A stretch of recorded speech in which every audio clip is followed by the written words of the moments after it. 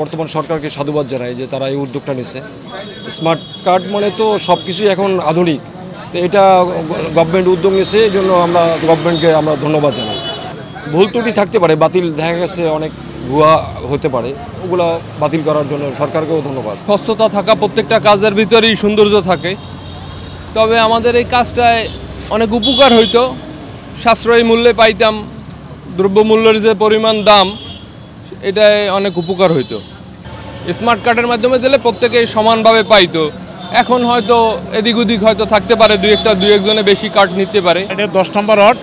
এখানে হলো যে পুরান কার্ড হয়েছে যে 3211 কার্ড, অর্থাৎ এরা যারা পাচ্ছে কার্ডগুলা, এখন সে কার্ডগুলো সব বাতিল হয়ে যাচ্ছে।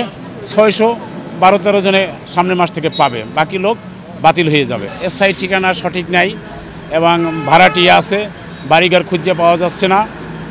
আগে যারা এই কার্ডগুলো দিয়েছে সেই কার্ডগুলো ভুল তথ্যের দিয়েছে, এই ধরনের কথাবার্তাই বললো আর কি।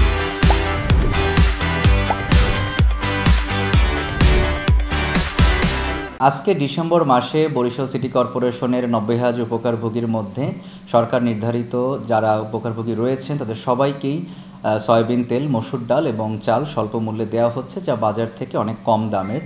আমরা এই পর্যায়ে আমার সিটি কর্পোরেশন 109 জন ডিলারকে দিয়ে এই পণ্য কার্যক্রম চলমান রয়েছে এবং আপনারা সবাই অবগত আছেন যে আগামী জানুয়ারি মাস থেকেই আমাদের স্মার্ট কার্ডে এই পণ্য বিক্রি কার্যক্রম চলমান হবে, যাতে আমাদের কাজটি আরও স্বচ্ছতার সহিত আমরা করতে পারি। এবং এই স্মার্ট কার্ড করার সময় আমাদের যারা উপকারভোগী রয়েছেন তাদের তথ্যপাত্য আমাদের পুঙ্খানুপুঙ্খভাবে যাচাই বাছাই করা হয়েছে, যাতে যেরকম এক পরিবারে একাধিক কার্ড, কারো নামে বেনামে কার্ড, এই সকল তথ্য যাচাই বাছাই করে যাদের তথ্যপাত্য সঠিক তাদের নামই স্মার্ট কার্ড হয়েছে।